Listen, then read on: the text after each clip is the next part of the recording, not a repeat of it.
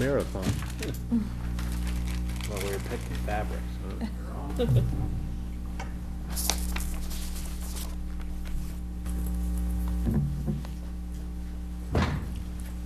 I think these chairs are light. Good evening, everyone. Welcome to the October 26th, 2016 Finance Committee meeting. We are missing a couple of members and our secretary tonight. So our board secretary, Katie Comas, is taking over note-taking duty for minutes. We have town manager Rick LaFond here with us. We only have a couple of items on our agenda, which is about to fade away on my screen. I'm going to get right to it. First item up for bids. Status of the revenue and free cash for fiscal year 2017. Well, just a handout that I have for you kind of explains that to some extent. The 8.5 by 14 is actually a historical look at free cash. And the right-hand column is the FY16 free cash analysis, which has to do with, if you look at the bottom line, the final estimate for FY16, we do not have a free cash, certified free cash yet for FY16. You can see that's an impressive number, $1.9 million. And if you look at the past several years, that's an extremely impressive number. But there are some components that go into that that are indeed one time. And that's why the accompanying email that from the town accountant to me, I think is very important. If you look at those specific components, approximately $600,000 are big closeout of betterments that from sewer financing for the past, really that goes back over a decade or more. Those are have to go back into the general fund according to our auditors. That's not something that goes back in any way that can go back to reduce future betterments or any future financing of sewer debt or anything else like that. It is general fund revenue. How it is the town chooses to use it as free cash is completely up to the town, but it is a one-time source. It is not in any way indicative of either an over estimate or of revenue for the current fiscal year or for the past fiscal year.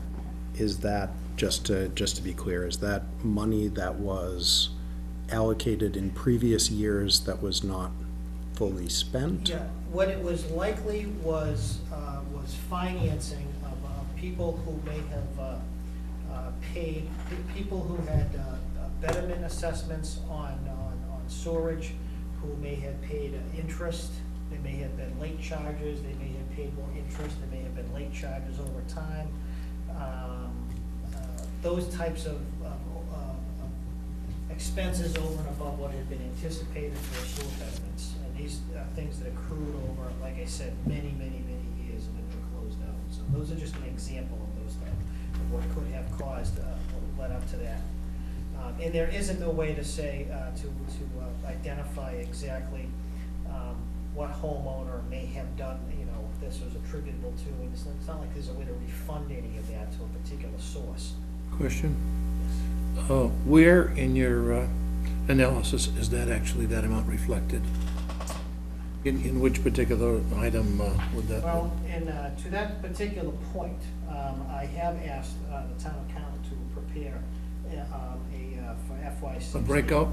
A breakout of just specifically receipts to a budget actual to receipts, so that we're looking specifically at what was estimated for the budget process and what was expended in the budget process, so that we're not looking at that artificial numbers when we look towards FY17. When we look into FY18, what we would look, and again, this isn't my analysis. This is what the town accountant utilizes and prepares for the Department of Revenue for the free cash certification.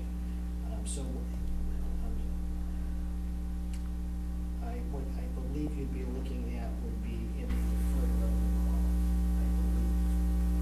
But once again, this is a town accountant's submission to the Department of Revenue.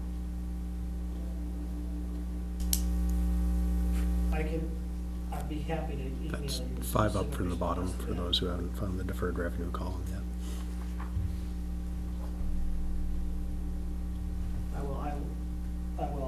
I'll email you that specific response, because I don't wanna give you bad information on, like I said, this is specifically accountant speak for the department, using the Department of Revenue's identified, format.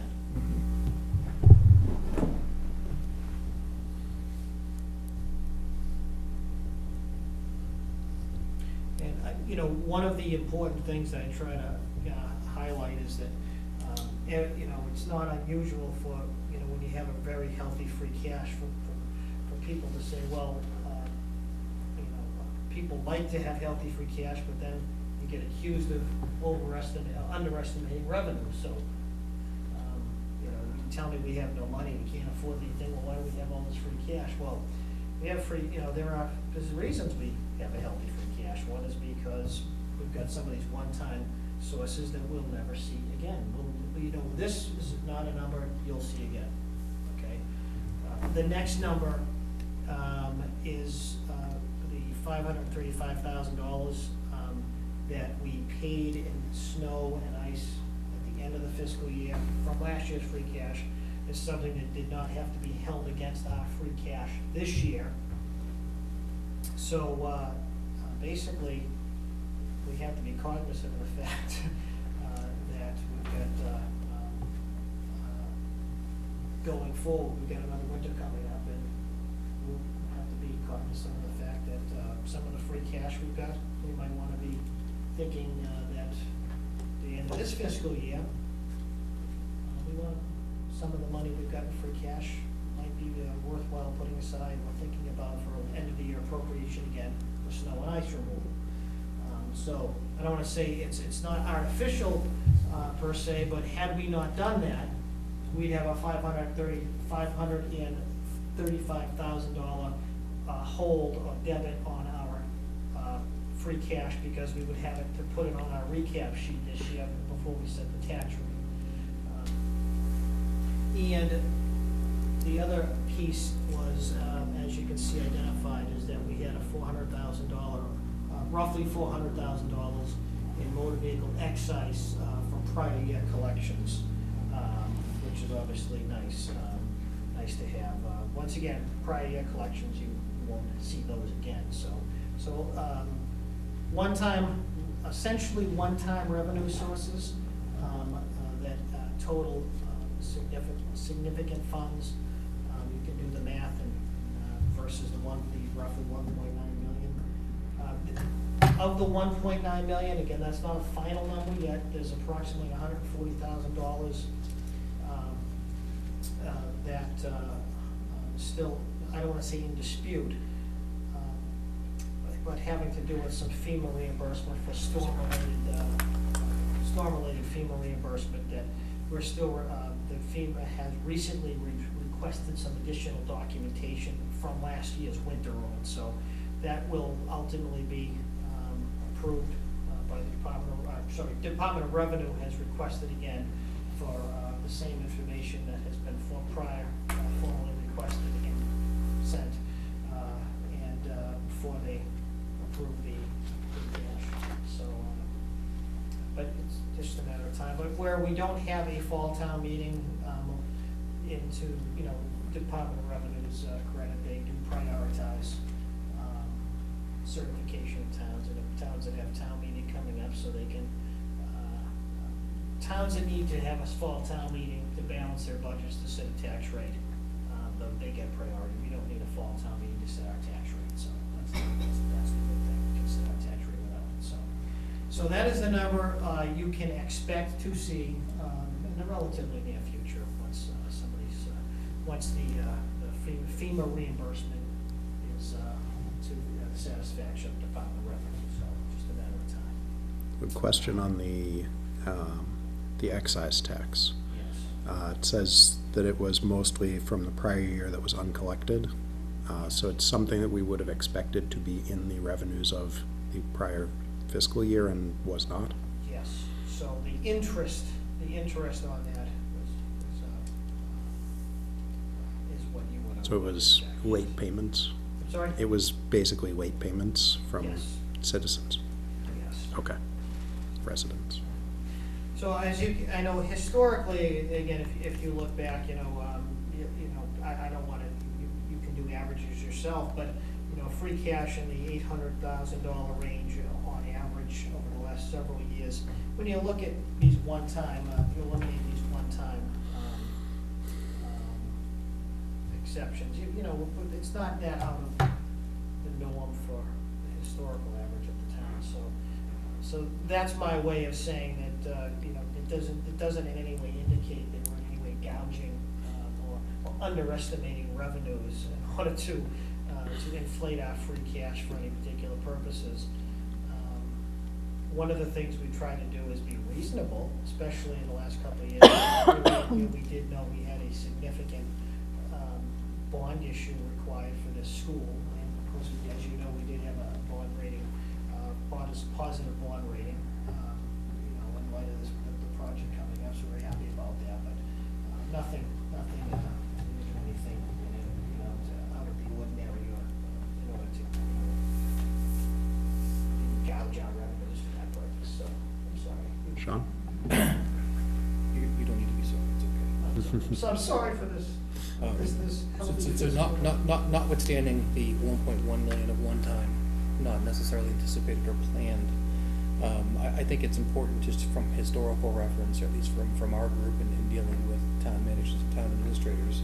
I know that the DOR, Department of Local Services, has that little nifty guidance that says, geez, hey, towns, don't use your free cash to balance your operating budget.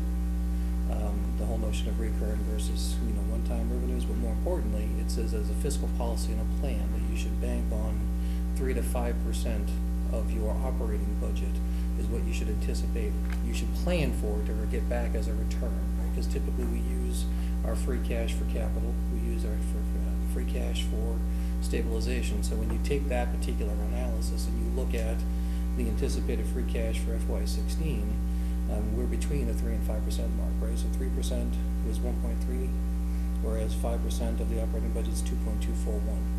So you currently get 1.956. I say, hey, we got lucky with that extra 1.1.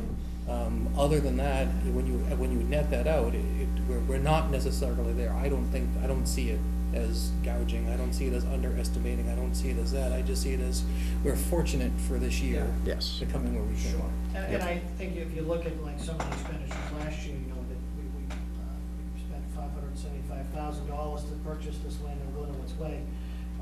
It's currently borrowed, temporarily borrowed pending a longer term bond issue. That might be something the town just, we just pay for and get off our books. And, rather than having a long-term bond issue or bundling that with a larger bond issue. So I'm not saying we'll do that, I'm just saying it provides possible opportunities that Flexibility. we'll see again in the near future, that's all. So be that as it may. And as I said, we'll, within probably week or two, we'll forward to you the analysis of last year's budget revenue to budget actual. And I'll also get you this issue, where to find this in the DOR free cash analysis here, where to find the betterment amounts. Does appear revenue, looking at the sheet here, revenue had a pretty sizable jump. There'd been small jumps in the previous 4 years and a little bit of a bigger jump there. All these pieces are, yeah. Yep. So, I mean, overall, and I think, again, our modest bond rating increase this past year does, it's healthy. It does point to that. And considering that we are still in some fairly modest financial times here. Yes, absolutely.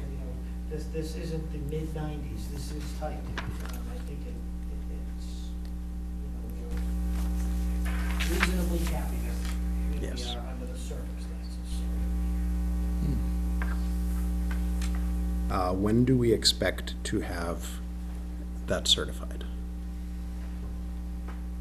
The drum roll, please. I don't have an exact, I do know that the town accountant as of, this is a week and a half ago, has forwarded, again, all of the documentation that was requested, certifying the FEMA information, so I would hope within 2 weeks. I would certainly hope, I would have hoped by now that it would have been already certified, but certainly within 2 weeks, I would expect. There's nothing left for us to do, we'll put it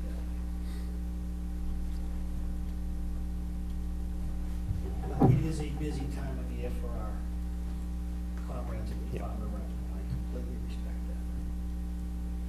that. Thank you. Anyone have further questions?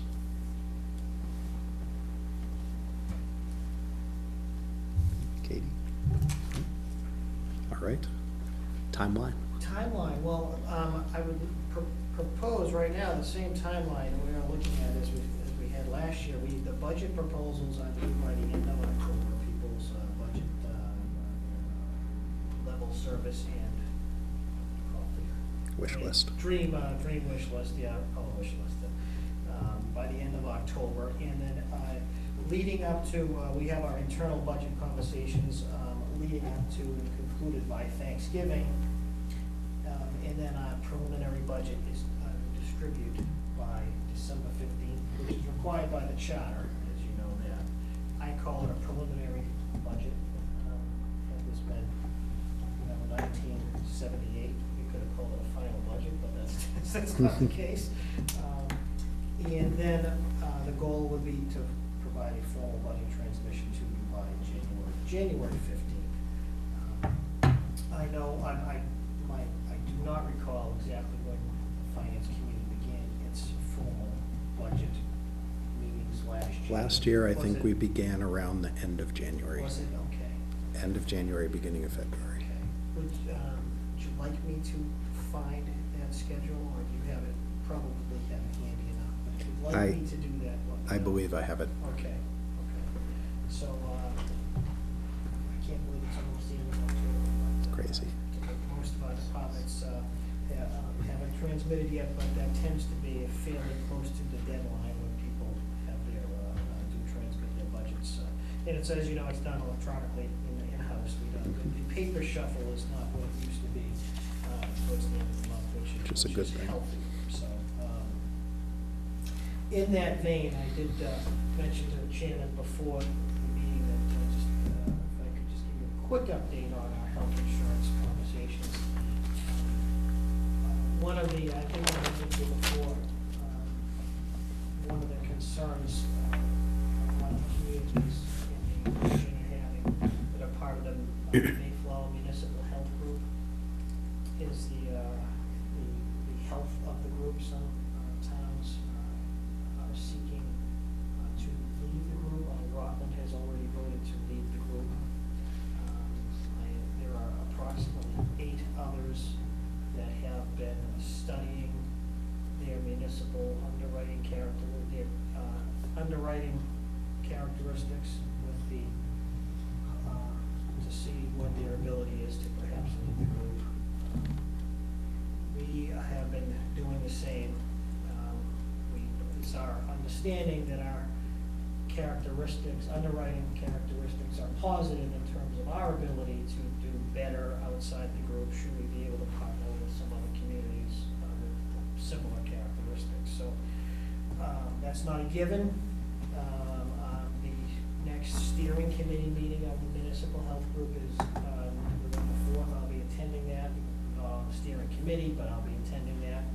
I've talked to one of the consultants recently, and there's no decisions that have been made, and I'm not looking, there's no sense of hostility here. This is all very businesslike.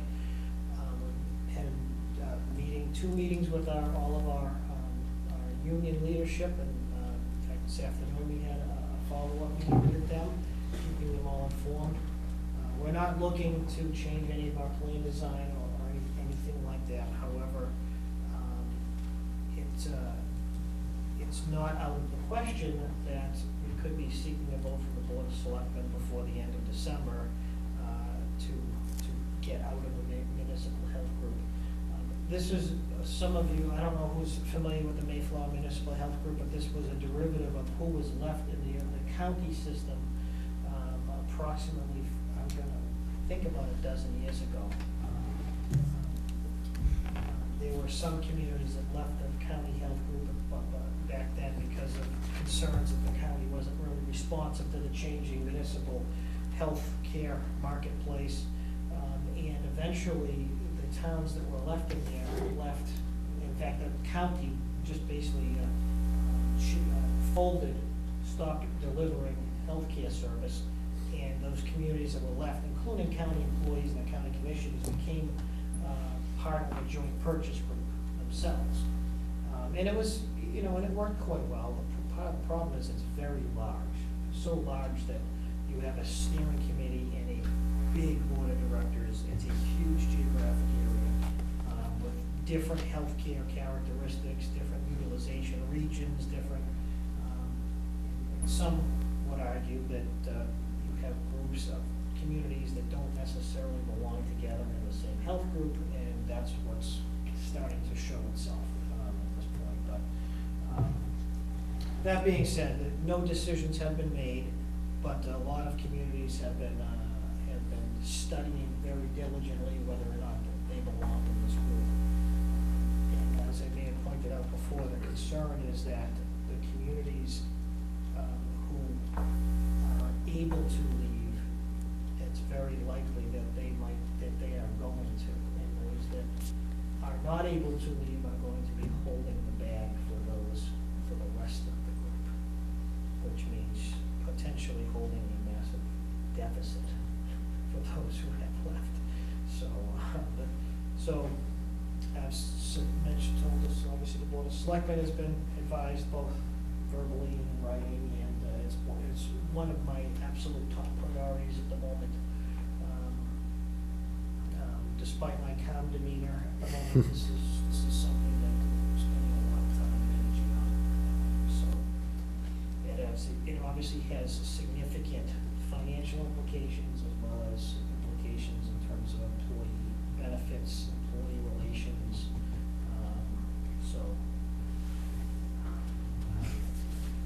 Hopefully, as we go through the budget process, this issue will be behind me, it'll be settled, and, life will be good, but that remains to be seen. So, to the extent that I can publicly tell you anything, I will continue to do so. Fair enough? Absolutely. And to the extent that I can't, I will still try to at least keep the chairman as involved, as informed as possible, How many employees are covered by any health plan that the town offers? We have approximately 305 in total in Abington.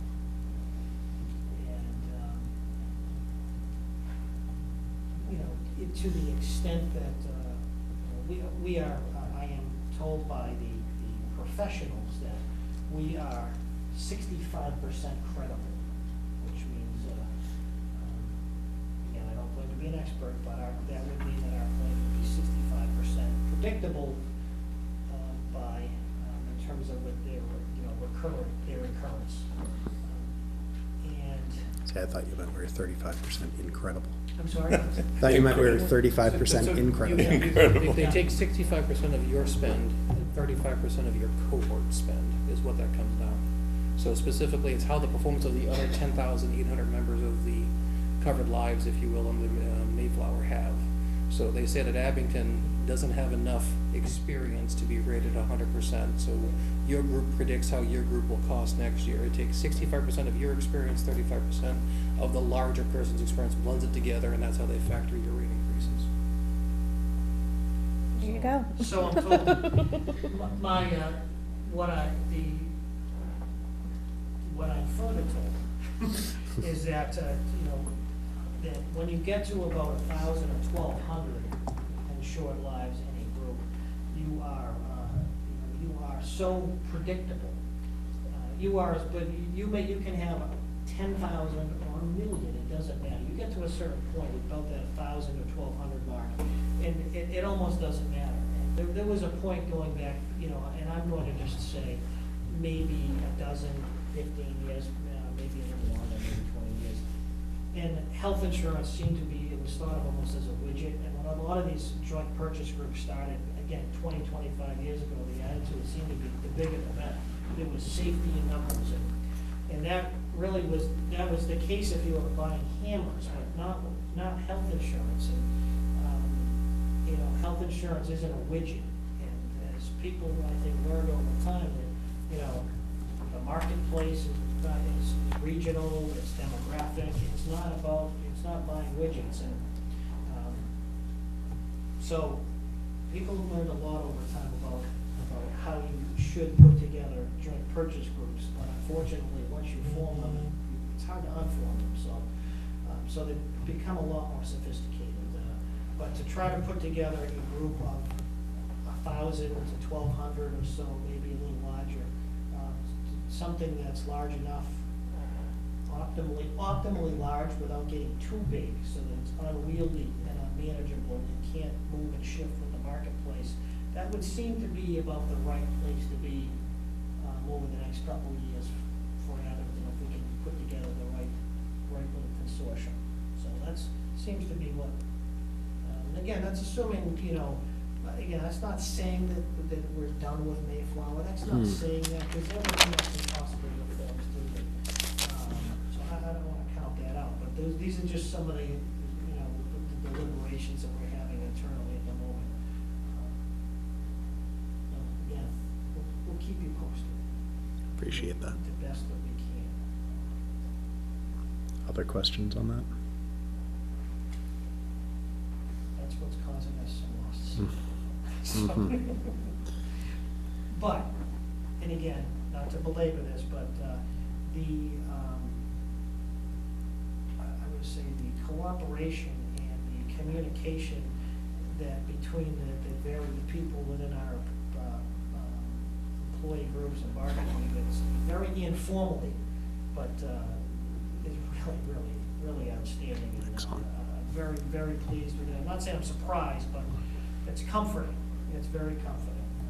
So if there is a move that seems to be advisable within the next couple of months, I am confident that we'll be in a good place to ask the selectmen to do that. So anyway, not to belabor that any further, but I thought we would be remiss not to point that out. Appreciate that.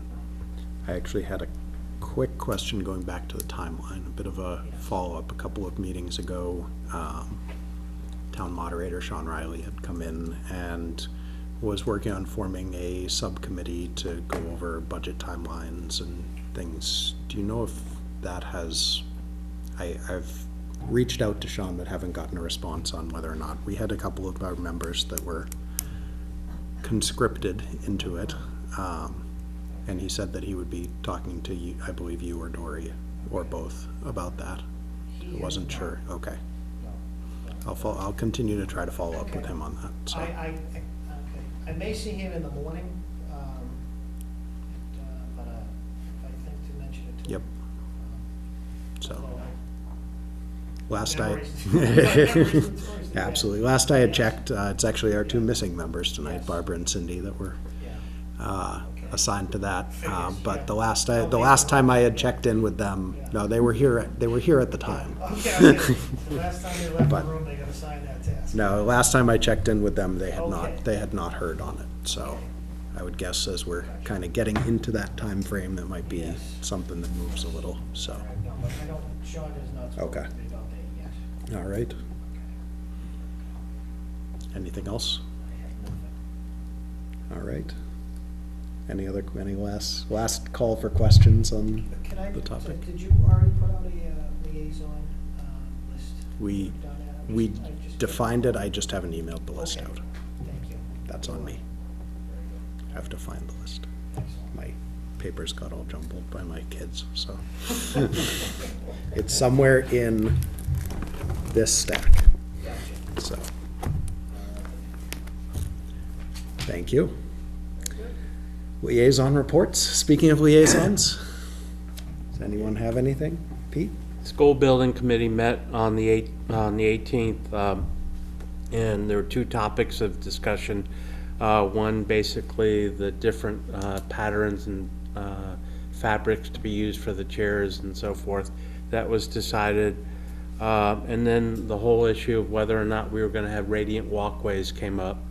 And it was decided based on cost and where they were that we would put in 3 of them out of the 6 entrances to the school. Basically, they would be going into the gym from either side and the main entrance for the seniors walking in. There are 2 other entrances at the front of the school, but they're pretty well covered.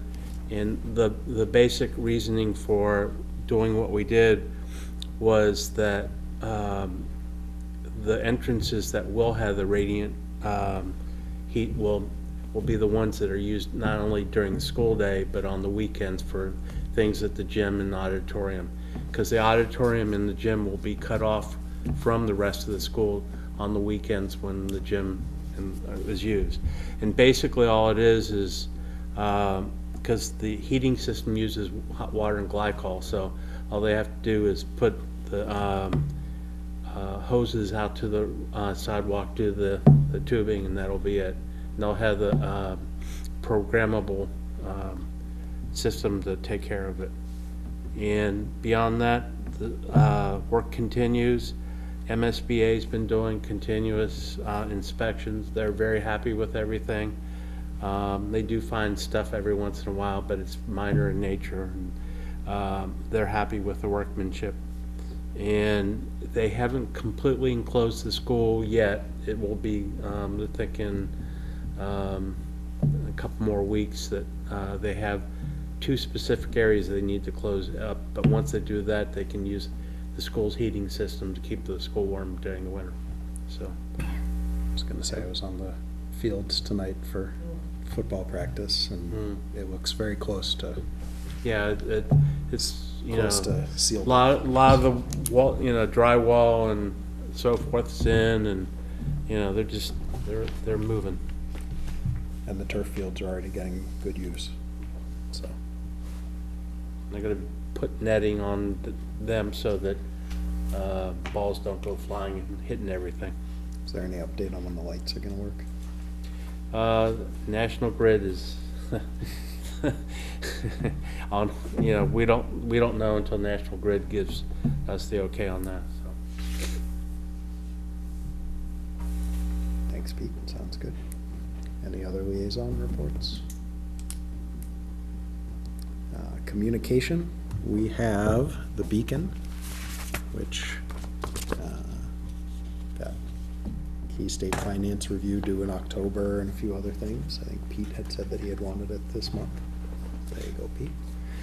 We have 2 other pieces of communication. We have a repeat from last month, the bill for our dues, which I had thought that Deb was saying she would take care of, but we'll give that to our town manager and we'll make sure that that gets set.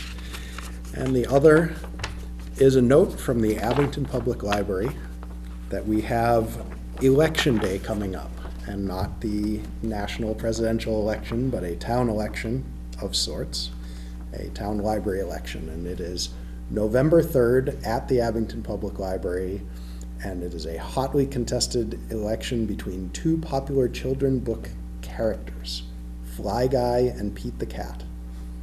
So they are requesting that anyone who is interested in determining this election go on November 3rd while the library is open from 10 to 8:30 and go and vote. And their comment was, vote early, vote often. You can vote before that. They have early voting. Voted tonight. Excellent. Much like downstairs, Yes. for the actual presidential election, we have early voting. But I don't think you can vote often on the presidential. You probably can, but it's not advised. True. so. Right. There will also be special events and added fun between 3:30 and 4:30 on the 3rd, so head on down to the library that day. It should be a lot of fun. And we do not have, in Deb's absence, we do not have minutes to go over from our last meeting. We'll go over 2 sets of minutes at our next meeting. And we do not have a next meeting set. So the question is, do we want to try to meet in November before Thanksgiving, or do we want to wait for December? I'm not sure we're gonna have much to do in November, I think meet with purpose, Matt. so. I think we wait. December it is. We wait for December. I will send an email out. I'll aim for mid-December, so we're not too close to the holidays, so. I will look for any other motions that we might want to take at this time. So move for adjournment. Second? We have a motion for adjournment and a second. All those in favor? Opposed? The ayes have it. Thank you all very much.